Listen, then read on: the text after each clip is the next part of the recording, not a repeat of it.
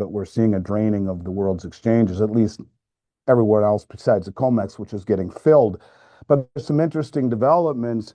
Last week, there's a man named Bruce Ikemizu, Ikemizu, and he was formerly head of Chinese bank ICBC Tokyo's precious metals desk, and now head of the Japan Bullion Market Association, kind of like the COMEX in Japan.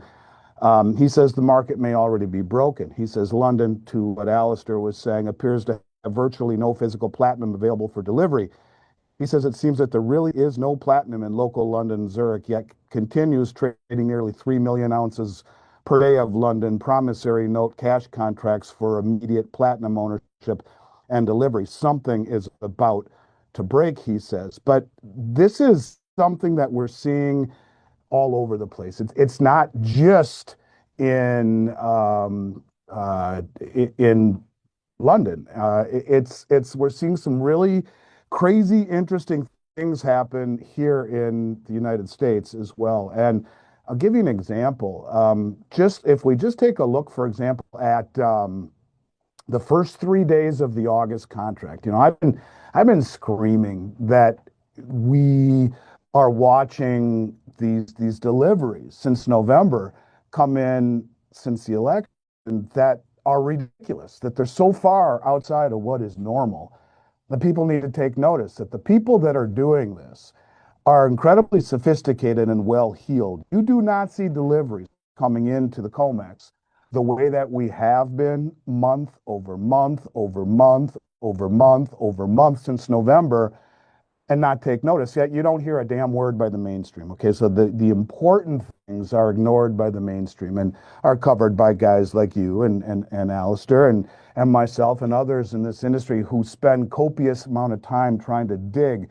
The fact that we aren't hearing anything about this is crazy. We've become a net importer of gold since November. That's something that we haven't ever been in my 35-year career. Never, maybe a month here and a month there. Every single month, we're seeing massive amounts of gold and silver being brought into the United States. In the first 3 days of the August contract, we saw over 2 million ounces of gold post for delivery, over 20,100 contracts. Now, I used to say that less than 1% of contracts stood for delivery. During my career, that would be a truism. No one stood for delivery. These contracts were rolled over. These contracts were cash settled. It would be a way for producers or even a company like myself to hedge exposure. If I have 2,000 ounces or 5,000 ounces of gold in my warehouse, I will sell 5,000 on COMEX. If the price goes down on the 5,000 ounces of gold by $100, I'm down $500,000. But what I sold short on COMEX goes up commensurate. So it allows me to be market balanced, market neutral. I don't have any intention whatsoever of taking delivery of those contracts, but that is exactly what we are seeing. And to give you an idea, remember I said less than 1%, just within the first 3 days of the August contract so far, of the 20,126 contracts that were posted, 100% of those contracts, all of them, stood for delivery.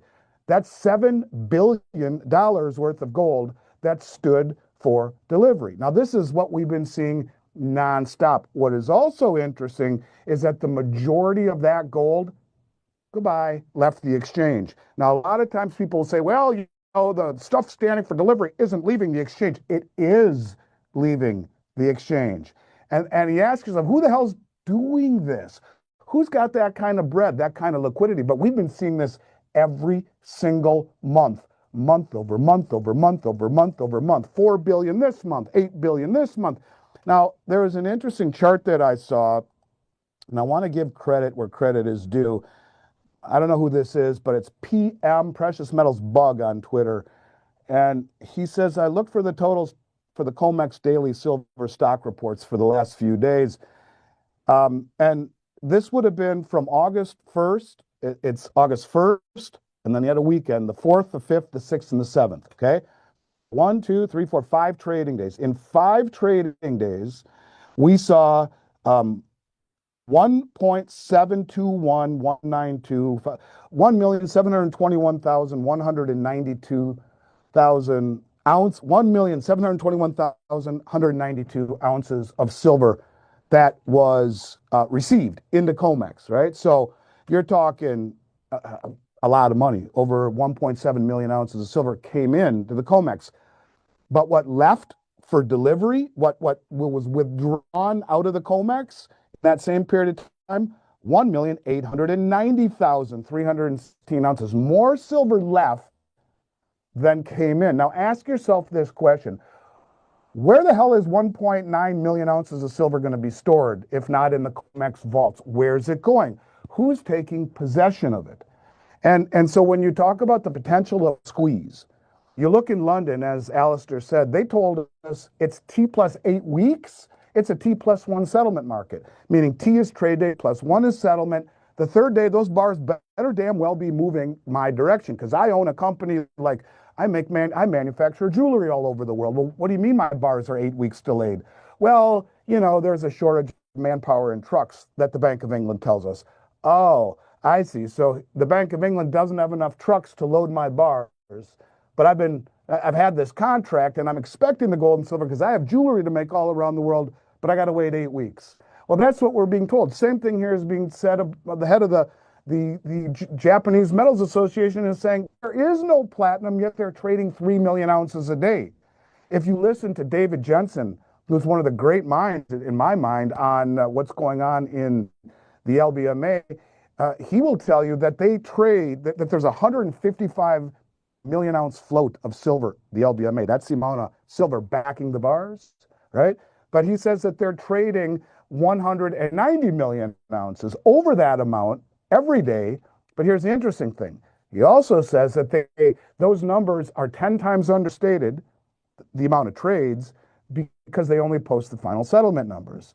So he's saying they trade upwards ends of 1.9 billion ounces of silver per day off of a 155 million ounce float, which is 3.5 times the annual global mine supply and, 15 times the float. You see a problem here when people stand for delivery? This is the squeeze. It's in silver, it's in platinum. You're seeing it in massive gold deliveries. Something very, very, very different is happening where physical demand, and again, go back to trust or lack of trust, physical demand and repatriation out of the Bank of England, the New York Fed, and now the COMEX and the LBMA is something that is highly unusual. That is the whipped cream on top of the unusual sundae, that all of the deliveries, the majority of them in the case of silver in the first 5 days, more silver left than was delivered.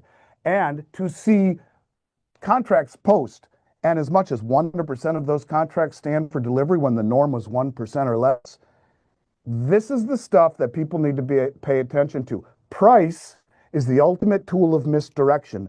The effort it takes, the sophistication it takes, the wealth it takes, the understanding it takes to not only stand for delivery in this amount, but to move it out. And where the hell are you going to put it?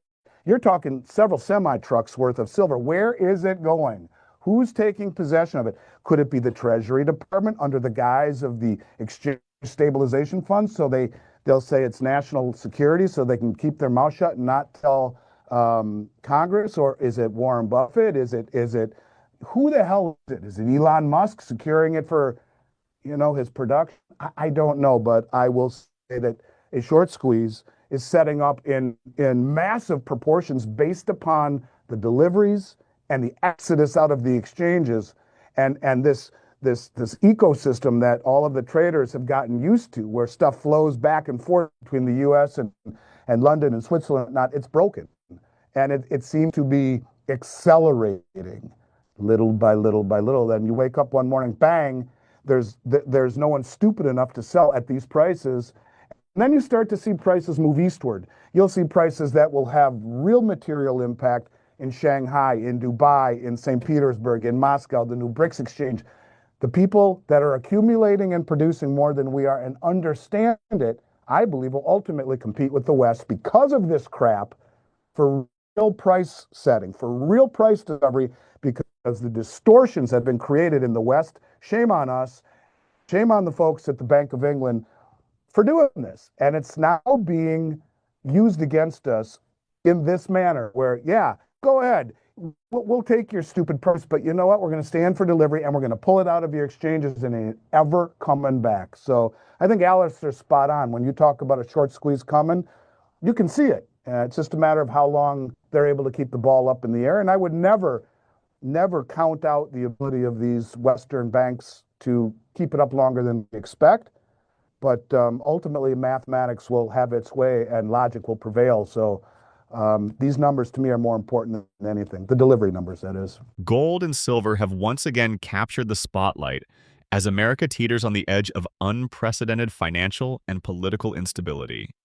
With Donald Trump's recent surge in polling numbers despite multiple legal challenges, and the U.S. economy walking a tightrope of inflation, rate uncertainty, and record-breaking debt levels, it has become abundantly clear that the fiat system, rooted in endless money printing and blind trust, is broken.